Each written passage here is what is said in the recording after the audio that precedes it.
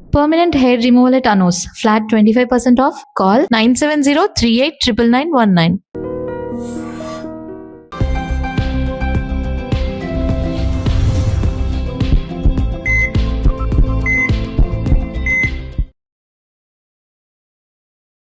నమస్తే, welcome to healthy conversations with IT media. నేను మీ Jhansi. So ఈరోజు మనతో ఉన్నారు జనార్దనాచారి గారు, ఆక్యుప్రెసిస్ట్ అలాగే హీలర్ కూడా. సో కామన్గా పెద్దవాళ్ళలో అంటే వయసు రీత్యా వచ్చే ఇబ్బందుల్లో యూరిన్ లీకేజ్ అవ్వడం, అంటే బాత్రూమ్కి వాష్రూమ్కి వెళ్ళే లోపే వాళ్ళు కంట్రోల్ చేసుకోలేకుండా యూరిన్ అనేది పాస్ చేయడం జరుగుతుంది. అలా ఉన్నప్పుడు వాళ్ళకి గిల్ట్గా ఉంటుంది, ఇంట్లో వాళ్ళకి ఇబ్బందిగా ఉంటుంది. ఈ పెద్దవాళ్ళలో వచ్చే యూరిన్ లీకేజ్ సమస్య గురించి ఆక్యుప్రెషర్ పాయింట్స్ ఏదన్నా ఉన్నాయా, దాన్ని మనం ఎలా సెట్ చేసుకోవచ్చు, దీని గురించి మాట్లాడదాము. నమస్తే సార్. నమస్తే అమ్మా. సో జనరల్గానే వయసు పెరిగే కొద్దీ చాలా వస్తూ ఉంటాయి, ఇంబ్యాలెన్స్ అవ్వడం కానీ, మతి మరుపు కానివ్వండి, చాలా అంటే డిపెండెన్సీ అనేది వినిపించకపోవడం కానీ సహజంగా వచ్చేవి. ఇవన్నీ కూడా అన్నిట్లో కొంచెం ఇబ్బందికరంగా ఉండేది ఏంటంటే యూరిన్ లీకేజ్ సమస్య. ఎందుకంటే అది అసలు మనం అంటే దానికి ఎట్లా ఎక్స్ప్రెస్ చేయాలో కూడా తెలియట్లేదు. చాలా వాళ్ళకి ఇబ్బందిగా ఉంటుంది, పాపం ఇంట్లో వాళ్ళు కూడా ఇబ్బంది పడుతూ ఉంటారు కదా. సో దీని గురించి మాట్లాడదాము. షూర్ అమ్మా. ఇప్పుడు యాక్చువల్గా ఏంటంటే మీరన్న వృద్ధాప్యం అనేది ఈ రోజుల్లో ఏంటంటే ఒక శాపంలాగా, శాపం వృద్ధాప్యం అలా తయారైంది. అలా అనకూడదు. డబ్బులు లేకపోయినా ఆ ఏజ్ పెరిగిన వాళ్ళందరికీ ఒక లోన్లీనెస్ కానివ్వండి, తోడు లేకపోవడం కానివ్వండి. ఇప్పుడు మిగతా సమస్యలు ఎలా వస్తాయంటే ఒక ఉద్యోగం లేకపోతే ఆర్థిక సమస్యలు కదా, చదువు లేకపోతే పంతులు ఈ మార్కులు రాకపోవడం సమస్యలు, ఇవన్నీ వేరు. వృద్ధాప్యం అంటే ఇది చేయకపోవడం ద్వారా మన ఇన్ఎఫిషియన్సీ. వృద్ధాప్యం అలా కాదుగా, అది న్యాచురల్గా వచ్చే వృద్ధాప్యం కదా, అది కదా ఒక దశ. ఆ దశలో కూడా ఎంత హెల్తీగా ఉండే అవకాశం ఉంటే, ఉండగలిగితే అదొక అద్భుతమైనటువంటి ప్రక్రియ, జీవన విధానం. అలా కాకుండా వృద్ధాప్యంతో పాటు వచ్చే కొన్ని ఖచ్చితంగా వచ్చి తీరుతాయి. అది వాటిని మనం అవాయిడ్ చేయలేము. కాకుండా ఏంటంటే ఎలా మినిమైజ్ చేయగలుగుతాము, ఎలా బెటర్ చేయగలుగుతాం అనేది ఇంపార్టెంట్. ఫర్ ఎగ్జాంపుల్ వినికిడి సమస్యలు వస్తాయి. మీరు అందాక అన్నారు వృద్ధాప్యంలో చెవి వినికిడి సమస్యలు వస్తాయి, వృద్ధాప్యంలో చూపు సమస్యలు వస్తాయి, వృద్ధాప్యంలో మోకాళ్ళ నొప్పులు, బోన్ సమస్యలు వస్తాయి. ఇంకా మేజర్గా మీరు అన్నది ఏంటంటే ఇప్పుడు యూరినేషన్ అనే ఫ్రీక్వెంట్ యూరినేషన్ అంటాం. అది చాలాసార్లు నెంబర్ ఆఫ్ టైమ్స్ యూరిన్ వెళ్ళాల్సి వస్తుంటుంది. అందువల్ల వాళ్ళు ఏం చేస్తారంటే, పెద్దవాళ్ళు కదా వాళ్ళు ఎవరిని అడగడానికి, ఇప్పుడు ముఖ్యంగా హెల్ప్ అడగాలంటే యూరిన్కి తీసుకెళ్ళమని ఇష్టం ఉండదు.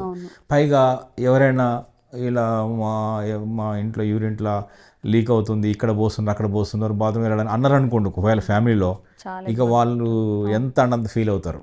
చాలా బాధేస్తుంది. ఇట్లా నేను ఇంత అందరికి చెప్పే వయసులో ఉండి మేము ఇలా ఎందుకు చేస్తున్నాం, అసలు మేము చేస్తున్నామా, మాకు అవుతుందామా, తెలియకుండా ఎందుకు అవుతుంది. నిజమే, వాళ్ళు తెలియకుండా అవుతుంది అది. ఇప్పుడు ఇంతెందుకు, ఇప్పుడు మనం వృద్ధాప్యం అంటున్నాం, కొన్ని మిడిల్ ఏజ్డ్ వాళ్ళలో కూడా దగ్గినా తుమ్మినా కూడా ఒక్కోసారి యూరిన్ లీక్ అయ్యే చూస్తుంటాం మనం. ముఖ్యంగా కొంతమంది లేడీస్లో ఇట్లాంటివి కనపడతాయి. దగ్గినప్పుడు తుమ్మినప్పుడు కూడా కొంత యూరిన్ లీక్. ఎందుకంటే ఏంటి ఇవన్నీ సమస్యలు ఎందుకు వస్తున్నాయి, చివరిలో రావాల్సిన సమస్యలు ఇవన్నీ కూడా యాక్చువల్గా వృద్ధాప్యంలో రావాల్సినవి ఈ మధ్య ఎర్లీగా కూడా వస్తున్నాయి. ఎందుకంటే మన టోటల్గా food habits, food, life style అన్నీ మారిపోయినాయి. ఇది ఒక మేజర్ రీజన్. ఇప్పుడు ఈ వృద్ధులకు సంబంధించి మనం కనుక ఏదైనా ఒక పరిష్కార మార్గం కనుక వాళ్ళే చేసుకోగలిగితే, మందు హాస్పిటల్కి వెళ్ళకుండా ఆ బాత్రూమ్కు దగ్గర వెళ్ళే లోపు యూరిన్ కనుక వాళ్ళు కంట్రోల్ చేసుకోగలిగితే, యూరిన్ కంట్రోల్ చేసుకోవడమే, ఆ టాయిలెట్ వెళ్ళే లోపు పడిపోకుండా లేదంటే ఇబ్బంది పడకుండా అలా చేసుకోవచ్చు.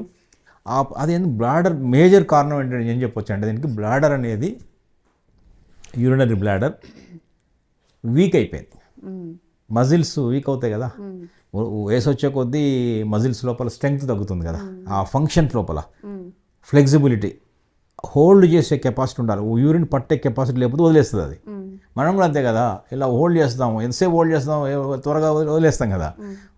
అట్లా హోల్డింగ్ కెపాసిటీ తగ్గుతుంది అక్కడ. Muscle urine bladder holding capacity తగ్గడం, దానికి ఏంటంటే మేజర్గా బ్లాడర్లో వచ్చినటువంటి మార్పులు అని చెప్తున్నాం. ఎనర్జీ లెవెల్లో మార్పులు, కొంచెం ఫిజికల్గా కూడా స్ట్రెంగ్త్ కోల్పోవడం. దీనికి ఆక్యుప్రెషర్ పాయింట్లో యూరినరీ బ్లాడర్ అనే మెరిడియన్లో కాళ్ళల్లో ఉంటుంది చిటికెన వేలు.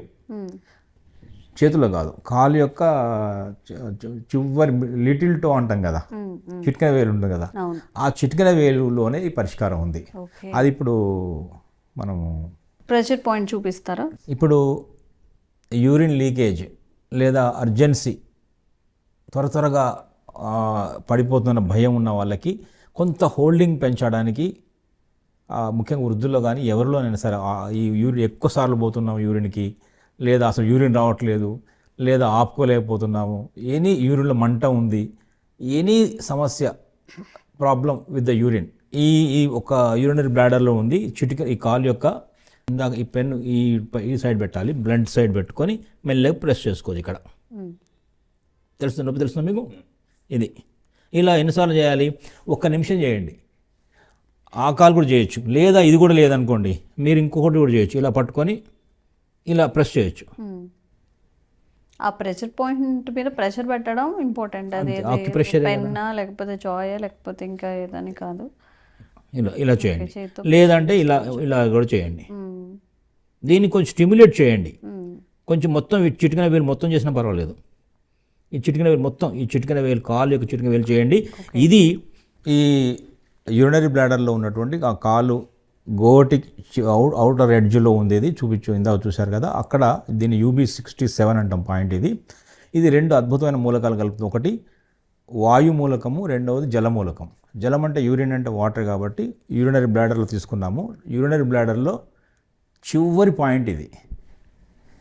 ఓకే, ఇది వాయు మూలకం అంటే దాని మదర్తో కలుపుతున్నాం మనం. ఆ మదర్ అంటే వాయువు నుంచి జలం వస్తుంది కాబట్టి ఈ 2 మూలకాలు కలవడం వల్ల ఆ బ్లాడర్ లోపల ఎనర్జీ లెవెల్ ఖచ్చితంగా ఇంప్రూవ్ అవుతాయి. ఆ హోల్డింగ్ అది పెరుగుతుంది. యూరినేషన్ సంబంధించిన యూరినేషన్ బర్నింగ్ ఉన్న, మంట ఉన్నా, లేదంటే ఎక్కువ వచ్చినా తక్కువ వచ్చినా ఆపుకోలేకపోయినా, ఎనీ యూరినరీ ఇష్యూస్ అన్నీ కూడా సాల్వ్ అవుతాయి. ట్రై చేయండి. లివర్ సరిగ్గా లేనప్పుడు మాత్రమే ఒక్కొక్కటిగా మన శరీరంలో అంటే షుగర్ వ్యాధిని మొదలుకొని ఇంకేదైనా క్రానికల్ డిసీజ్ వచ్చే అవకాశం ఉంటుందని చెప్తుంటారు. మరి లివర్ అసలు కరెక్ట్గా పనిచేయట్లేదని ముందుగా మనకి ఎలాంటి సిమ్టమ్స్ బాడీ తెలియజేస్తుంది? యాక్చువల్గా ఆక్యుపంక్చర్లో ఈ లివర్ అనే ఆర్గాన్ గురించి ట్రెడిషనల్ చైనీస్ మెడిసిన్లో చాలా వివరంగా ఉంది. అంటే అలోపతి కానీ ఇతరత్ర వైద్య విధానాల్లో లివర్ని చూసిన విధానం వేరు, ఆక్యుపంక్చర్లో ఈ ఆర్గాన్ పట్ల ఉన్న అవగాహన విభిన్నంగా ఉంటుంది.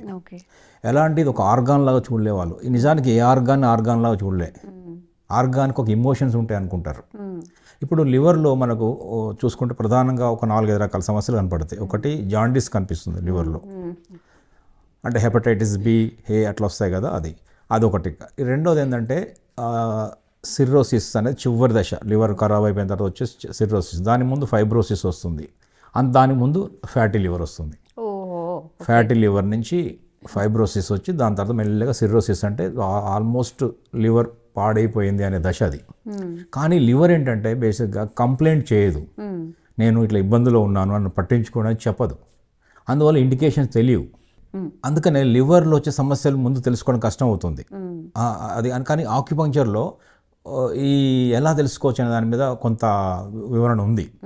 ఎగ్జాంపుల్ ఏంటంటే మనకు సైకలాజికల్గా ఇరిటేషన్, కొంచెం కోపం, ఫ్రస్ట్రేషన్, అకారణంగా చిరాకులు పెరుగుతున్నాయి, కోపం రావడం, ఊరికి కోపం రావడం, అక్కడ అవసరం లేకున్నా యాంగర్ వస్తుంది అంటే మన లివర్లో ఏమైనా ఇబ్బంది ఉందా అని ఆలోచించుకోవాలి. ఈ ఒక పాయింట్. రెండోది ఏంటంటే మనం ప్రాపర్గా రాత్రి వేళల్లో 1 o'clock నుంచి 3 o'clock దాకా, మేజర్ ఇంకా చెప్పాలంటే 10:30 నుంచి 3:30 దాకా నిద్ర కనుక 3:30 దాకా కనుక రాత్రి నిద్రపోవడం లేదు, నిద్ర పట్టడం లేదు, లేదా నిద్ర పోలేకపోతున్నాము అనే కారణాల వల్ల అంటే కూడా మన లివర్లో ఇబ్బందులు స్టార్ట్ అయ్యే అవకాశం ఉందని తెలుసుకోవాలి. ఈ 2 కారణాలు. మూడోది ఏంటంటే బాడీలో అక్కడక్కడ ర్యాషెస్ వచ్చి ఇచ్చింగ్ లాగా వస్తుంటుంది. ఇది కూడా లివర్ సమస్యకు ఒక ఇండికేషనే. ఇంకా మూడోది ఏంటంటే టెంపరల్ హెడ్ఏక్స్ వస్తాయి. ఈ ఫ్రంటల్ హెడ్ఏక్ కాకుండా వెనక హెడ్ఏక్ కాకుండా ఇక్కడ ఈ హెడ్ఏక్స్ వస్తాయి. లివర్లో సమస్యలు వచ్చినప్పుడు ఈ హెడ్ఏక్స్ వచ్చి ఇంకా ఏమొస్తాయంటే ఈ పోర్షన్ ఉందా సైడ్స్కి హైపోకాండ్రియాక్ రీజన్ అంటాం దీన్ని, ఈ పక్క టెముకలు అంటాం. ఈ పక్క టెముకల్లో ఈ కాళ్ళ కింద నుంచి ఇలా ఈ అంటే సైడ్స్కు పెయిన్స్ వస్తాయి. ఇది సైడ్ పెయినే. లైక్ చెవి పెయిన్ కూడా ఇంక్లూడ్ చేసుకోవచ్చు. చెవి అంటే మైగ్రేన్. మైగ్రేన్స్ ఒక సైడ్ ఈ పక్క అయినా ఈ పక్క పార్శ్వపు నొప్పి కదా అది. Okay. పార్శ్వం అంటే పక్క అని అర్థం కదా, సైడ్ అని అర్థం. ఈ సైడ్ అట్లా పార్శ్వపు నొప్పి వచ్చినా లేదా హైపోకాండ్రియాక్ రీజన్లో ఇక్కడ ఈ ఎముకల నొప్పులు వచ్చినా, ఈ సైడ్ నొప్పి వచ్చినా, సయాటిక్ అలాంటివి కొంచెం వచ్చినా, ఇవన్నీ కూడా ఈ లివర్లో ఏదో బాధ కలుగుతోందని అర్థం చేసుకోవాలి. ఓకే. దీన్ని అర్థం చేసుకోవడానికి ఈ ఎందుకు వస్తుంది అసలు ముఖ్యంగా దీనిలో మేజర్గా ఇప్పుడున్న కంప్లైంట్స్లో అందరికి ఫ్యాటీ లివర్ గ్రేడ్ 1 వస్తుంది ఇప్పుడు. అంటే అందులో కూడా గ్రేడ్స్ ఉన్నాయా సార్? గ్రేడ్ 1, గ్రేడ్ 2, గ్రేడ్ 3 అని ఫ్యాటీ లివర్లో గ్రేడ్స్ ఉంటాయి. 4 దాకా చెప్తారు మన వాళ్ళు. గ్రేడ్ 1 అనేది కామన్ అయిపోయింది ఈ రోజుల్లో. ఎందుకో మేజర్ లివర్ సఫర్ అయ్యేది ఒక 4-5 కారణాల వల్ల సఫర్ అవుతుంది. ఇందాక అన్నట్టు నైట్ నిద్ర లేకపోయినా సఫర్ అవుతుంది. రెండవది ఆయిల్ ఫుడ్స్ ఎక్కువ తిన్న సఫర్ అవుతుంది. Okay. Oil food, greasy food, తర్వాత లేట్ నైట్ భోజనాలు, ఎక్కువగా లేట్ నైట్ తిన్నా అంతే. ఎందుకంటే దానికి రెస్ట్ ఉండే టైంలో మనం ఫుల్గా తినేసి పడుకుంటున్నాం. అప్పుడు లివర్ ఏం చేస్తుందంటే దాని డైజెషన్ పనిలో పడి బాడీ క్లెన్జింగ్ అని ఆపేస్తుంది. ఆ లివర్ సఫర్ అవుతుంది. ఆ లివర్ టైం అది 11 to 3 అనుకున్నాం కదా, గాల్ బ్లాడర్ లివర్. సో అది ఒకటి. మూడు అసలు మేజర్గా లివర్ ఖరాబ్ కావడానికి ఒకప్పుడు ఆల్కహాల్, మద్యం తాగే వల్ల లివర్ పోయేది. ఇప్పుడు మద్యం తాగకపోయినా లివర్లు పోతున్నాయి. దీన్ని నాన్ ఆల్కహాలిక్ ఇష్యూస్ అంటున్నాం. Alcoholic, non alcoholic. ఆల్కహాల్తో సంబంధం లేకుండా లివర్ ఇబ్బంది పడుతుంది. ఇది ఇంకొక ఏమవుతుందంటే ఈ ఆల్కహాల్తో పాటు ఎక్కువ మందులు వాడతారు, డ్రగ్స్ వాడతారు కదా, ఈ సమస్య ఆ సమస్య, తలనొప్పి, జలుబు, ఏదొచ్చినా టాబ్లెట్ మింగే అలవాటు ఉండదు అనుకోండి. అవన్నీ కెమికల్సే కదా. ఆ కెమికల్స్ ప్రాసెస్ చేసేది ఎవరు? లివర్. అక్కడ మళ్ళీ ఇష్యూస్ స్టార్ట్ అవుతాయి. ఇంకొక రీజన్ ఏంటంటే ఇవన్నీ కూడా మనం ఎందుకు చెప్తున్నట్టే లివర్ గురించి మనం తెలుసుకుంటే, లివర్ అనేది ఒక రకంగా శరీరంలో శివుని పాత్ర. లార్డ్ శివ అంటమే, శివుడు అంత పాత్ర ఇది. శివుడు ఏం చేస్తాడు? ఎక్కడ గరళ కంటుడు విషయాన్నంతా కూడా తను భరిస్తాడు కదా. లివర్ కూడా శరీరంలో ఎక్కడ విషం ఉన్నా, పాయిజన్ ఉన్నా, కెమికల్స్ ఉన్నా, ఇబ్బందులు ఉన్నా మొత్తం లివర్ తీసుకుంటుంది. సో లివర్ హీట్ అవుతుంది. ప్రస్తుతం చెప్పాలంటే లివర్కి నిద్ర లేకపోవడం వల్ల, రెస్ట్ లేకపోవడం వల్ల హీట్ అవుతుంది. అందువల్ల ఏం చేస్తున్నాం అంటే మనం శివుడు కూడా హీట్ కాకూడదు కదా, అభిషేక ప్రియుడు. నీళ్లు పోసి ఆయన చల్లారుస్తుంటారు. పైగా ఆయన ఎక్కడ ఉంటాడు? నీళ్ళు ఎక్కడుంటే ఆయన ఎక్కడ ఉంటాడు? తీరాల్లో, సాగర తీరాల్లోనే శివాలయాలు ఉంటాయి. ఆయన అభిషేకం. అట్లాగే లివర్ కూడా ఏంటంటే మనం బాగా స్లీప్ ఇవ్వాలి. నిద్ర కనుక పోకుండా నైట్ ఏమవుతుందంటే ఆ లివర్ హీట్ అవుతుంది. హీట్ అయినప్పుడు లివర్లో బ్లడ్ స్టోర్ అవుతుంది. ఆ బ్లడ్ హీట్ అవుతుంది, అనేక అనారోగ్య సమస్యలకు దారితీస్తుంది. సో ఇప్పుడు మనం ఏం చేయాలి మరి? లివర్ వచ్చి ఆక్యుప్రెషర్లో దీన్ని మనం ఎలా చేయొచ్చు అంటే, ఈ ఫ్యాటీ లివర్లు కానీ లేదా మజిల్ పెయిన్ కానీ, ఈ మైగ్రేన్ కానీ, ఇందాక అనేక సమస్యలకు ఈ లివర్ కారణమయ్యే అనేక సమస్యలు, ఒకటి కాదు, 2 కాదు, 500 రకాల జాబ్స్ చేస్తుంది. 500 జాబ్స్ చేస్తుంది లివర్. ఎన్నో కెమికల్స్ రిలీజ్ చేస్తుంది. ప్రోటీన్ డైజెషన్లో ఇదే ముఖ్యం. తర్వాత మాంసకృతులు అంటే నాన్ వెజ్, మటను అరగాలంటే లివరే కావాలి, బైల్ జ్యూస్. సో ఇవన్నీ కూడా ఇబ్బంది పడుతున్నాయి. నాకు పప్పు కూడా ప్రోటీనే కదా, పప్పు అరగడం లేదు అని కొంతమంది అంటారు. దానికంటే ముందు నాన్ వెజ్ అరగడం లేదంటారు. నాన్ వెజ్ నుంచి పప్పుకు వచ్చింది, ఇక రాను ప్రోటీన్ డైజెషన్ ప్రాబ్లం అవుతుంది. సో ఇవన్నీ కూడా డైజెస్టివ్ సిస్టమ్ కంట్రోల్ చేసేదే లివర్. సో లివర్ల సమస్యలు వచ్చినప్పుడు ఈ ఫ్యాటీ లివర్ కానివ్వండి, ఇందాక అనుకున్న ఏదైనా సమస్య కానీ, ఇప్పుడు ఇందాక అనుకున్న అనేక సమస్యలు చెప్పుకున్నాం. LIV3 అనే ఒక పాయింట్ ఉంది, లివర్ మెరిడియన్లోని ఈ పాయింట్ ఉంటుంది. ఆ పాయింట్ ఒక డెమో చేస్తే బాగుంటుంది. మనం దీనికి కాదు, లెగ్స్లో ఉంటుంది. ఇది ఫ్యాటీ లివర్ లేదా లివర్ సంబంధించిన సమస్యలకు ఆక్యుప్రెషర్ పాయింట్ LIV3 అంటాం. లివర్ మెరిడియన్లో 3rd పాయింట్. ఇది బిగ్ టో, ఇది సెకండ్ టో. ఈ 2 కలిసే చోట ఒక పాయింట్ ఉంటుంది. ఇక్కడ ఒక పాయింట్ ఉంటుంది. 1 సెకండ్ పాయింట్, 2 వదిలేస్తాము. ఇంకొంచెం 3rd పాయింట్ కావాలి మనకు. ఇలా ముందుకు వచ్చినప్పుడు ఈ గ్రూలోనే రావాలి. ఈ 2 ఒక గ్రూవ్ లా చిన్న గ్రూవ్ ఉంటుంది. ఆ ఇక్కడ గ్రూవ్ ఎండ్ అయింది. ఇక్కడ పించి ఉంటుంది కదా, ఇది ఇట్లా టచ్ చేయగానే మనకు నొప్పి వస్తుంది. ఇది గుర్తుపెట్టుకోండి. ఈ రెండు వేళ్ళ మధ్యలో ఇలా గ్రూలో ఈ పైకి వచ్చినప్పుడు ఎక్కడైతే గ్రూ ఎండ్ అయిపోతుందో అది పాయింట్. ఓకే. సో ఒకవేళ ఇది జిమ్మి లేకపోతే దీంతో ఇలాంటి పెన్తో కూడా చేసుకోవచ్చు. పెన్తో ప్రెస్ చేసుకో. ఇలా ఇది ఫస్ట్ ఇలా ఇక్కడ రెండు ఫింగర్స్ మధ్యన ఇలా మెల్లగా పైకి రావాలి. ఇలా ఇక్కడ ఎండ్ అయింది. సో ఇక్కడ తెలుస్తుంది మీకు నొప్పి, తెలుస్తుంది. ఇది పాయింట్. ఇలా నొక్కి వదలడం, నొక్కి వదలడం. దీనికి ఏమైనా మెజర్మెంట్ ఉందా సార్? అంటే ఇక్కడ వరకు ఉంటుంది అంటే దీనిలో అలా చూస్తూ వచ్చాం కదా, కనిపిస్తుంది కదా, అది ఎక్కడ ఎండ్ అయిందో అంతే. ఇలా ఇలా వచ్చినప్పుడు ఆ గ్రూ ఎండ్ ఓకే ఓకే ఇక్కడ ఎండ్ అవుతుంది, ఓకే ఇక్కడ ఎండ్ అవుతుంది. ఇది పాయింట్ LIV3. సో ఈ పాయింట్లో ప్రెజర్ చేసుకుంటే లివర్కి సంబంధించిన ఏ ఇష్యూస్ అయినా తగ్గుతాయి సార్, లేదా కొంచెం రిలీఫ్ అవుతామా మనం? లేదు, ఇది యాక్చువల్గా రూట్ కాజ్. ఇది ఈ ప్రెషర్ పాయింట్ ఏదైతే ఉందో, ఈ ప్రెషర్ పాయింట్ అది రెండు అద్భుతమైన మూలకాలని కనెక్ట్ చేస్తుంది. ఒకటి లివర్ అండ్ ఎర్త్ అంటాం. ఎర్త్ అంటే డైజెస్టివ్ సిస్టమ్. అంటే డైజెస్టివ్ సిస్టమ్ని ఎప్పుడైతే కనెక్ట్ చేస్తుందో ఈ లివర్, ఆర్గాన్ పరంగా చెప్పినప్పుడు లివర్ అండ్ స్టమక్ లేదా స్ప్లీన్ కనెక్ట్ అవుతాయి. కనెక్ట్ అయినప్పుడు ఏంటంటే ఆ బాడీలో ఎయిర్ రిలీజ్ అవుతుంది, వాయుతత్వం పెరుగుతుంది, వాయుతత్వం నుంచి జలతత్వం పెరుగుతుంది. సో ఇవన్నీ కూడా జలతత్వం పెరిగినప్పుడు మళ్ళీ లివర్ కూల్ అవుతుంది. లివర్ కూల్ కాకపోవడమే కదా ఇప్పటిదాకా హీట్ ఫామ్ అవ్వడమే ప్రాబ్లం అనుకున్నాం లివర్లో. అది కూల్ కాబట్టి బాడీలో వాటర్ జలతత్వం పెరగాలి.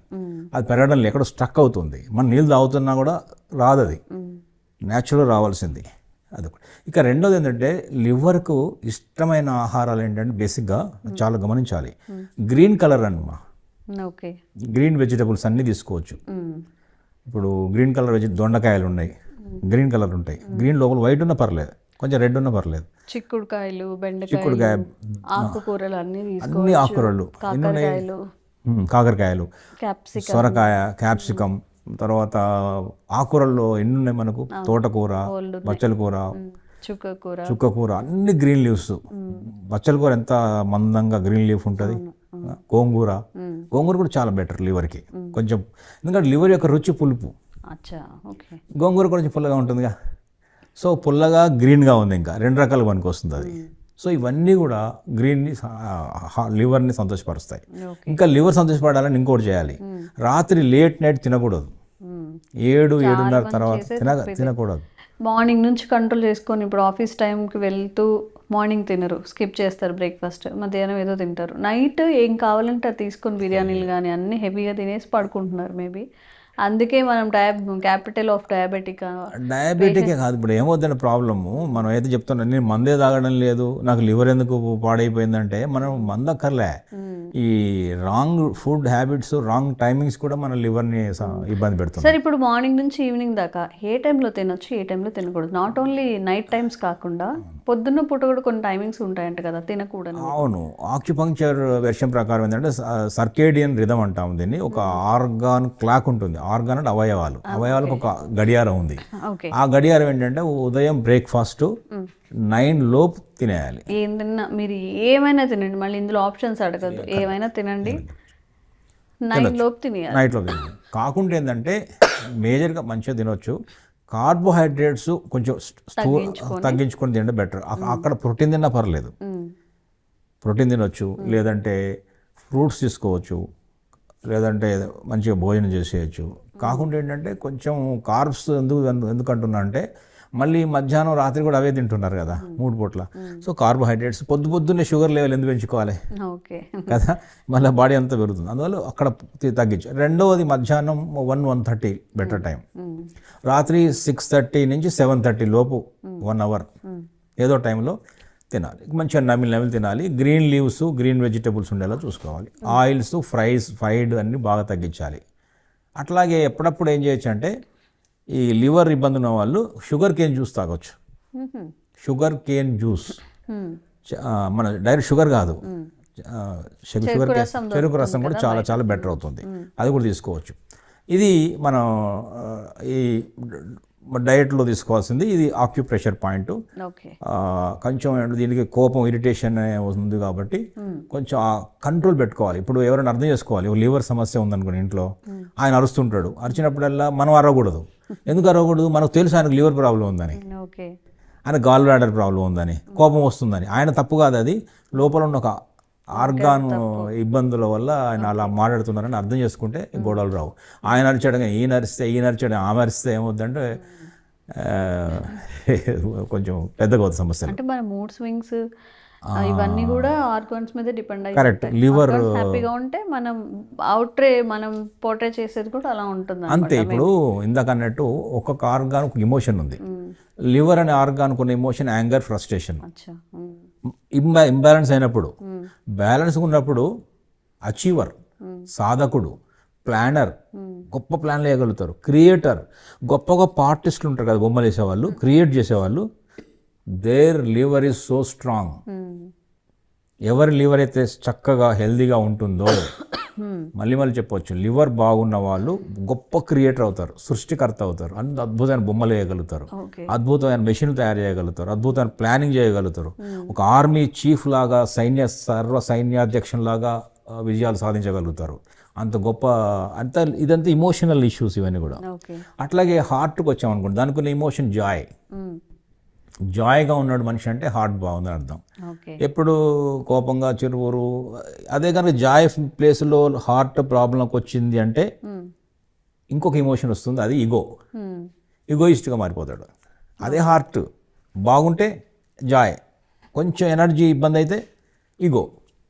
అట్లాగే పొట్ట ఉందనుకోండి, డిస్టర్బ్ అయిందంటే ఓవర్ థింకింగు, అట్లాంటి సమస్యలు వస్తాయి. ఓవర్ థింకింగు, తర్వాత ఎప్పుడు ఎక్కువ లవ్ అండ్ అఫెక్షన్ అంటామే, అది ఎక్కువ ఉంటుంది స్టమక్ బాగున్న వాళ్ళకు. బాగున్న వాళ్ళకు స్టమక్ ఎనర్జీ బాగుంటాయి. అది డిస్టర్బ్ అయితే ఓవర్ థింకింగ్, డిస్టర్బెన్సెస్ వస్తాయి. ఒకటి ఆలోచిస్తారు, పట్టుకుని వదలరు, అక్కడక్కడే ఉంటారు.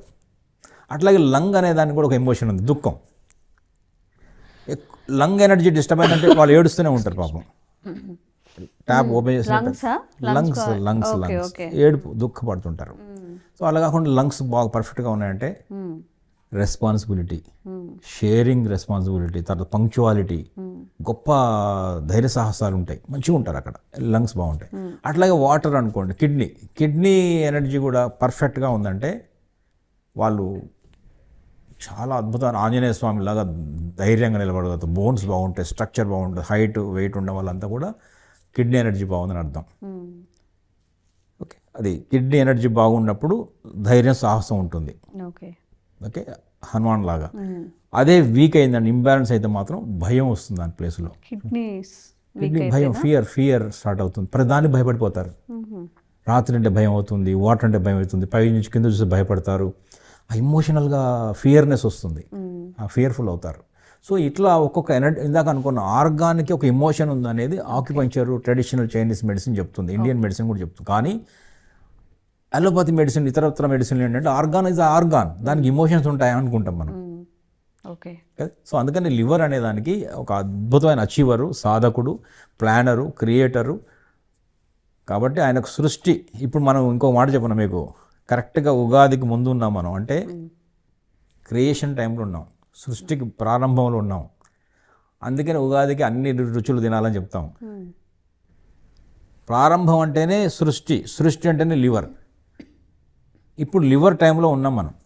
ఇప్పుడు లివర్ టైంలో ఉన్నాం కాబట్టి ఈ లివర్ సమస్యలు వచ్చే, కోపము, ఫ్రస్ట్రేషన్లు వచ్చే అవకాశం ఉంటుంది ఈ సీజన్లో. కొంచెం కంట్రోల్ చేసుకోవాలి. దాని టైంలో ఉన్నాం మనం ఇప్పుడు కరెక్ట్గా. ఓకే, దీపావళి, ఉగాది నుంచి ప్రారంభం అంటాం కదా. ప్రారంభం ఇప్పుడు చూడండి, ఎందుకు సృష్టి అంటున్నానంటే లివర్ సృష్టి. ఇప్పుడు మనము చిగుళ్ళు ప్రారంభం అవుతాయి కదా ఉగాదికి, చిగుళ్ళు వస్తున్నాయంటే సృష్టి ప్రారంభం అవుతుంది అర్థం. సో అందుకని లివర్ అనేది సృష్టికి క్రియేటర్ కాబట్టి ఆ ఇష్యూలన్నీ కూడా LIV3 అనే ఒక అక్యుప్రెషర్ పాయింట్తో ఏ ప్రాబ్లం వచ్చినా సరే, నాకు క్రియేట్ చేయలేకపోతున్నాను, నాకేదో అంతకుముందు చాలా అద్భుతంగా ఆలోచించే ఇమాజినేషన్ ఉండేది, ఇప్పుడు ఉండట్లేదు. అంతకుముందు కోపం ఉండేది కదా, కోపం వస్తుంది ఇవన్నీ అనే ఇమోషనల్ ఇష్యూస్ ఉన్నా కూడా ఫ్రస్ట్రేషన్ వస్తుంది, అన్నింటికీ ఇది పరిష్కారంగా ఉంటుంది. ట్రై చేయండి, తప్పకుండా ఈ సమస్యల నుంచి పరిష్కారం లభిస్తుంది. అండ్ ఇంకా కూడా ఆక్యుప్రెషర్ పాయింట్స్ గురించి, మన హెల్త్కి సెట్ అయ్యేలాగా ఏ ఆర్గన్, ఆక్యుప్రెషర్ పాయింట్స్ ఏముంటాయి, మనం ఎలా యాక్టివేట్ చేసుకోవాలి, ఇవన్నీ కూడా మళ్ళీ జనార్దనాచారి సార్ త్రూ తెలుసుకుందాము. Thank you so much. నమస్తే అమ్మా.